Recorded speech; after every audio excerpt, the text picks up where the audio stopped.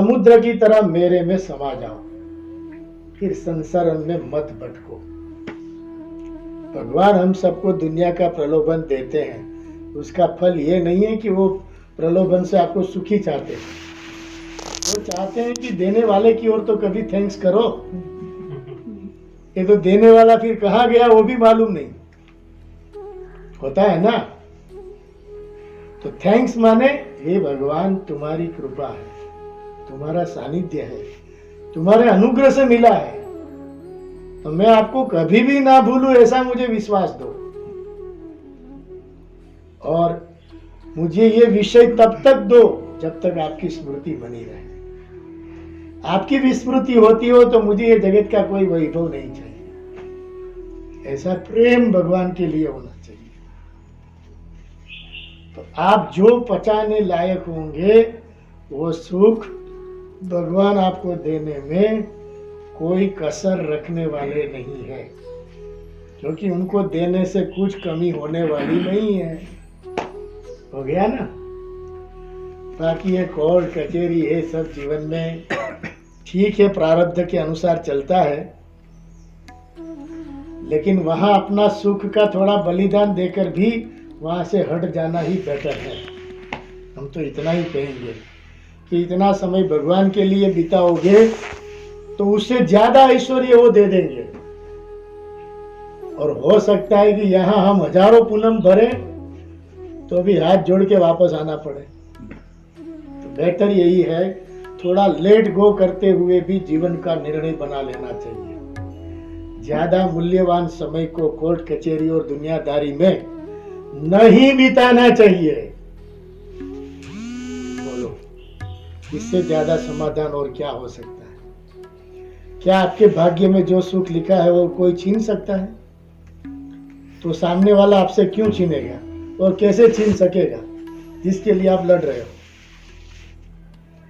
अरे आपको जीवंत दृष्टांत देता हूं। मोरबी के एक ऑर्पेड कंपनी के मालिक है, OR पटेल उसका नाम है, ओदेव जी पटेल। उसके ऊपर से ही नाम लिखा, और माने OR, PAT माने पटेल। 900 करोड़ का उनका बिजनेस है महीने का। दोनों बच्चे आपस में लड़ पड़े। दोनों ने कहा कि 100 करोड़ में मेरे भाई को कोई मार दे तो मैं 100 करोड़ दूंगा, सगे भाई को।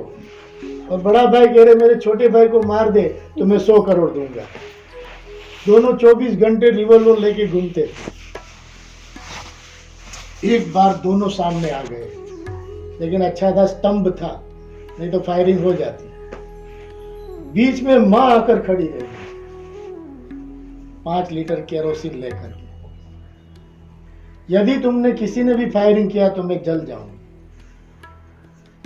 महाराज वो फायरिंग कर रहे थे, वो जल गई, मर गई।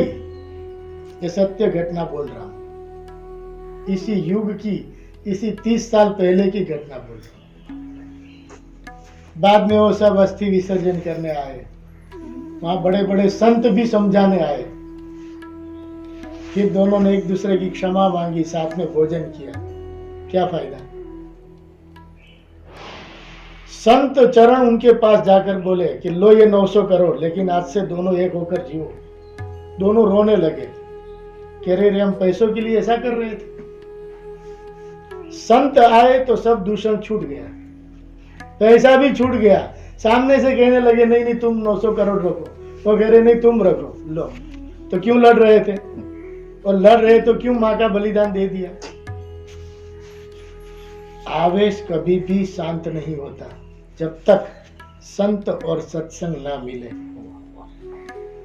संत और सत्संग से विवेक आता है, और विवेक से ये आवेश रूपी अविवेक मिट जाता है। लेकिन सत्संग नहीं है, इसलिए आवेश का सामना करना पड़ता है, और इसे पूज्य माता का भी बलिदान देना पड़ता है। वो माँ हमारे आश्रम में आई थी, इतनी पतली सी थी, रो रही थी। मैंने कहा क्यों? क्योंकि दोनों बेटे रिवॉल्वर लेके घूम रहे, मैं कैसे चैन से सो सकता। लो, तो मुझे कह रहे आश्रम बहुत अच्छा है, रहने की भी इच्छा है, लेकिन वो 2 बेटे का भरोसा नहीं कब सामने सामने आ जाए। बोलो, मूल बात इतनी सी है, दोनों के जीवन में रमेश भाई ओझा, मुरारी दास हरियाणी संत जैसे ही उनके घर गए, दोनों में विवेक आया कि अरे मैं पैसे के लिए ये कर रहा था। संत और सत्संग जीवन में जिसके नहीं होते हैं ना, उसका आत्मबल कमजोर होता है, और आत्मबल कमजोर हुआ तो गलत डिसीजन हो जाता है। और गलत डिसीजन कितने प्रकार के होते हैं आपको न्यूज़पेपर में मालूम है। आत्मबल बढ़ाने के लिए संत चाहिए, सत्संग चाहिए, विवेक चाहिए और जप रूपी बल चाहिए। ये आपका एनर्जी है। साधना के बल के अभाव से ही जीवन में गलत निर्णय होता है, ये पक्का लिख लो।